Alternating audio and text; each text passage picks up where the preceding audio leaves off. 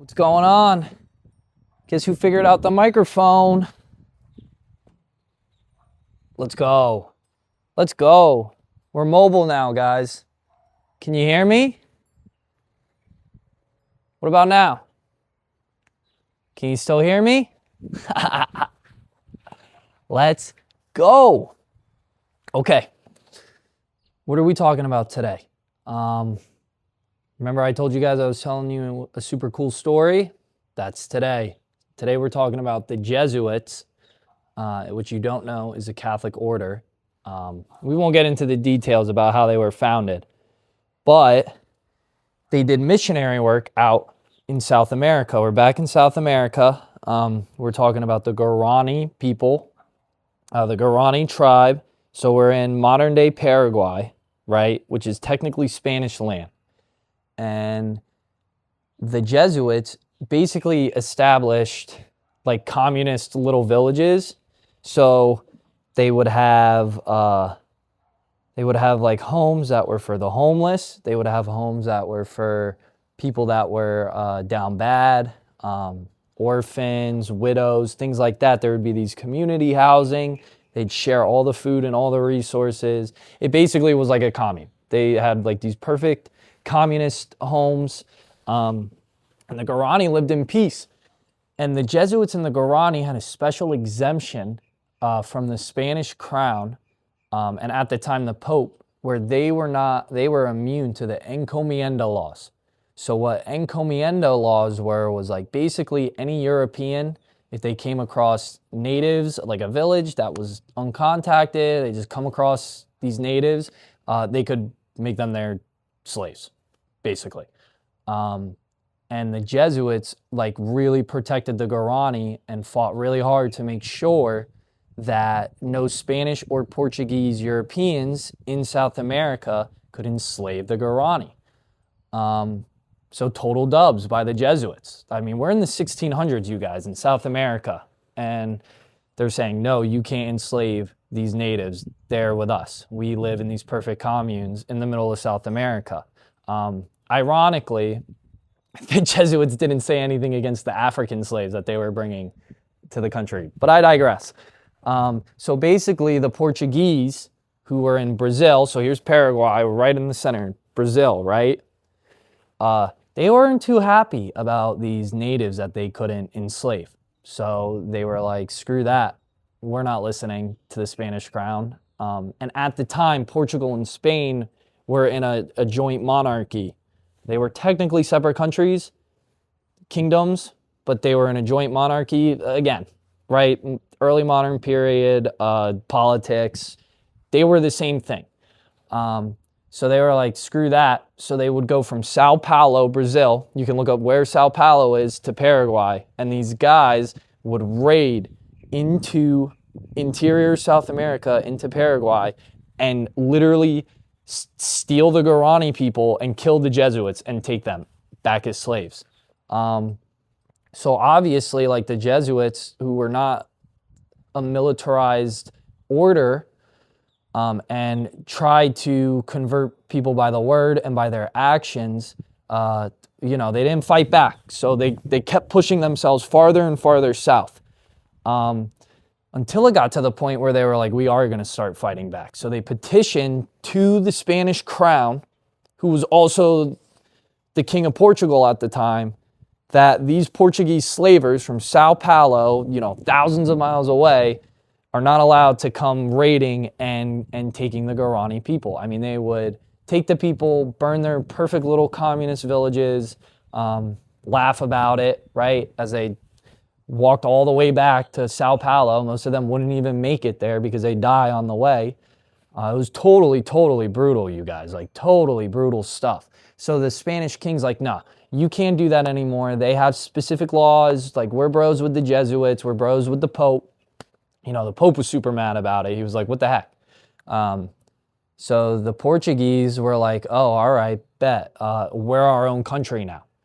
So this Guarani tribe and these Jesuits who were just trying to live in their little peace, in their perfect little communist villages out here in the middle of nowhere, South America, literally caused a 60-year civil war between the Portuguese and Spanish. But so the Portuguese still keep raiding. They don't care. They're, we're in civil war now. So all bets are off. They're going at it. And they keep pushing the Guarani and these Jesuits farther and farther south until we're in basically modern day Argentina, kind of near Uruguay. And by then the Jesuits are like, you know what? Enough is enough. So they start training, they start arming, and they start drilling and practicing with the Guarani people. And they're saying, we're not running anymore. We are protecting ourselves from these enslaving Portuguese raiders. And so there was a stand it was a 1659, give or take. We're right on this river, the river that's in between Argentina and Uruguay. And the Portuguese are coming. And we know they're coming. We've defended, we've got ourselves ready. And the Guarani and the Jesuits, outnumbered 3-1, actually make a last stand and win and push the Portuguese back. And they hold on to their perfect little lives and they say no more. And the Portuguese, they would still try, but by now the Jesuits and the Guarani were so efficient and very well trained that it kind of wasn't worth the time anymore for the Portuguese. And by this time, it became cheaper to import slaves from Africa than it would be to take these natives and go raiding thousands of miles. So Liam, why do you bring up this story in the good news, right? A, is a super cool story, right? B, none of you ever heard of it, so now you can talk about it at cocktail parties, and everyone will be like, wow, this guy, this girl, man, she's smart. She knows her history. That's a super cool story. And C, everyone involved in this story, you guys, all believed in Jesus Christ. Every single person all believed of what Jesus did for us, right? And it tells us if we believe, then we are saved. But were they acting like how they were supposed to, right? Those Portuguese guys believed in Jesus just as much as the Jesuits, just as much as the Guarani who converted. But were they really acting like Christ, right? And this is what I want to tell everybody, is that we're all messed up. Everyone in this story is messed up. Even the Jesuits who built these perfect communist societies with these Guarani people didn't fight for the African slaves who were getting brutalized.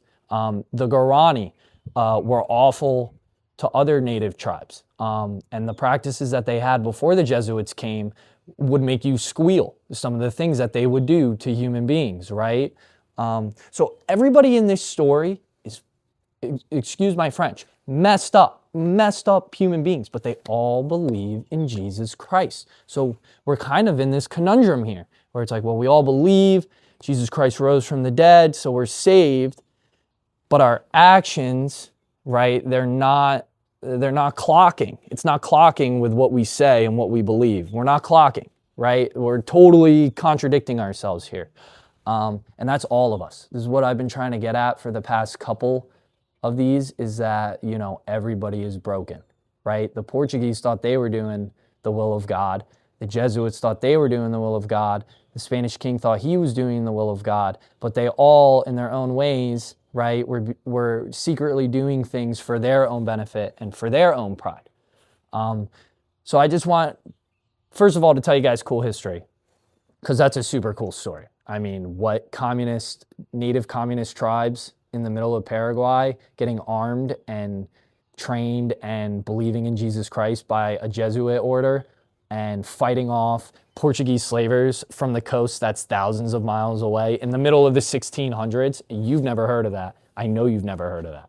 So we'll get into the verse of the day, which is personally one of my favorite verses in the entire Bible. When I make enough money and have bigger thighs, because I got skinny little thighs, as you guys saw, I'm going to get it tattooed on me. It's Romans 3:23. All right, stand up and read it since I can. I can't believe I figured out this mic, you guys. I'm so proud of myself. All right, here we go. Romans 3, chapter 23. Since all have sinned and fall short of the glory of God, they are now justified by his grace as a gift through the redemption that is in Christ Jesus, whom God put forward as a sacrifice of atonement by his blood, effective through faith. Right? So we believe that Jesus Christ died for us because we understand that all of us are the Portuguese slave raiders, the Guarani people, and the Jesuits all at the same time. Even though this happened 500 years ago, the same human sins, the same human emotions, the same pride still festers within me, within you, and within everyone you meet. So be nice to everyone you meet. Understand they might be in their Portuguese slave raiding phase, right? But they could end up like the Jesuits and build a communist society. Who knows? Who knows? You don't know. Only God knows. I love all of you. I hope you have a wonderful day. We're going to be doing more outside now that I got the mic. Kiss an old lady. Hold the door for somebody. Go to the gym. I believe in you.